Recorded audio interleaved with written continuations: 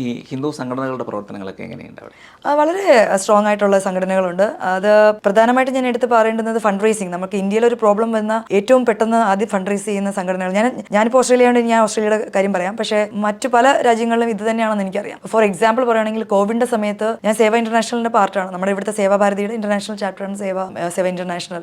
ഏറ്റവും കൂടുതൽ ഇന്ത്യയിൽ കോൺട്രിബ്യൂട്ട് ചെയ്തത് സേവ ഇന്റർനാഷണൽ ആണ്. എത്ര ബില്യൺ ആണെന്ന് എനിക്കിപ്പം ഓർമ്മയില്ല. പക്ഷേ അതിർത്തി പ്രദേശത്ത് എമർജൻസി സപ്പോർട്ട്, വെന്റിലേറ്റർ സിസ്റ്റംസ്, അങ്ങനെ എന്തൊക്കെയാണ് കോൺട്രിബ്യൂട്ട് ചെയ്തതെന്ന് എനിക്കറിയില്ല. പ്രത്യേകിച്ചും ഡിഫൻസ്, അതിർത്തിയിലുള്ള ഡിഫൻസ് സെക്ടറിൽ തന്നെയും സേവ ഇന്റർനാഷണൽ ഒരുപാട് കോൺട്രിബ്യൂട്ട് ചെയ്തു. അതിൽ ഏറ്റവും കൂടുതൽ ഫണ്ട് റേസ് ചെയ്തത് ഓസ്ട്രേലിയയിൽ നിന്നാണെന്ന് അഭിമാനപൂർവ്വം ഒരു ഓസ്ട്രേലിയനായിട്ട് എനിക്ക് പറയാൻ പറ്റും. അത് നമ്മളുടെ സേവാ പ്രവർത്തനങ്ങളുടെ ഭാഗമായിട്ട് തന്നെയാണ്. ഹിന്ദുക്കൾക്ക് എന്ത് പ്രശ്നം വന്നാലും ആദ്യം ഓടിയെത്തുന്ന സംഘടനകൾ, 3 സംഘടനകൾ എനിക്ക് പെട്ടെന്ന് പറയാൻ പറ്റുന്നത്, ഒന്ന് വിശ്വ ഹിന്ദു പരിഷത്ത്, ഒന്ന് ഹിന്ദു സ്വയം സേവക് സംഘ് HSS എന്ന് പറഞ്ഞിട്ടുള്ള ഒരുപാട് ശാഖകൾ അവിടെ ഓസ്ട്രേലിയയിലുണ്ട്. അതിന്റെ സംഘടകർ എന്ത് പ്രശ്നം വന്നാലും മുൻനിരയിൽ ഓടി വരും. അതിൽ മലയാളികൾ ധാരാളം ഉണ്ടെന്നുള്ള അഭിമാനമായിട്ട് എനിക്ക് പറയാം. പിന്നെ ഹിന്ദു കൗൺസിൽ ഓസ്ട്രേലിയ എന്ന് പറഞ്ഞിട്ട്, പിന്നെ ഈ സംഘത്തിന്റെ തന്നെ ഒരു ശാഖയാണ് സേവ ഇന്റർനാഷണൽ. അത് ഇന്ത്യക്ക് മാത്രമല്ല സപ്പോർട്ട്.